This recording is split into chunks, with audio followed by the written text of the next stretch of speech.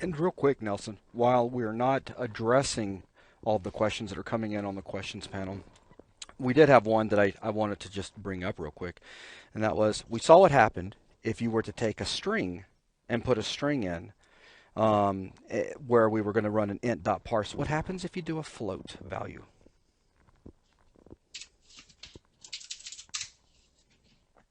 Same thing.